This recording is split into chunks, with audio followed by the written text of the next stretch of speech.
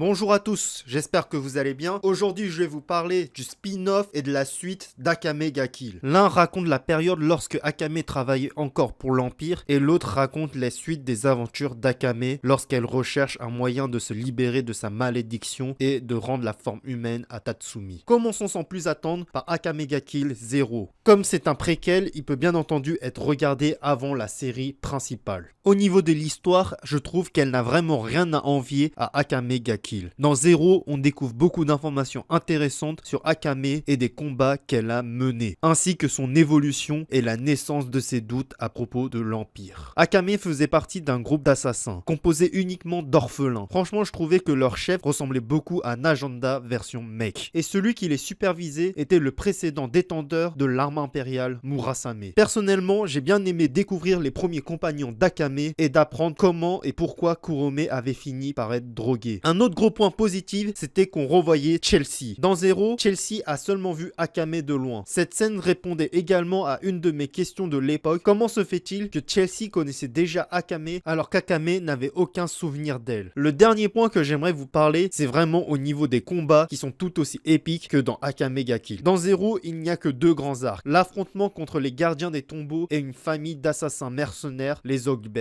Le dernier arc était vraiment plus centré sur la décision d'Akame. Les raisons de pourquoi je trouve les combats géniaux, c'est parce qu'en fait ils ont dû affronter des ennemis bien plus puissants qu'eux. On voyait vraiment la difficulté qu'ils avaient pour les vaincre. Parlons maintenant de Blue Ace Sword Inoa ga Crush. L'histoire se déroule dans un sort de Japon féodal et les guerres de territoire sont communes. On suit principalement les aventures de Inoa et de ses amis. Ils ont tous l'ambition de devenir des guerriers et de gagner leur vie au combat. Le système de combat ressemble beaucoup à Kingdom, avec un général qui commande des commandants et des conseillers de guerre.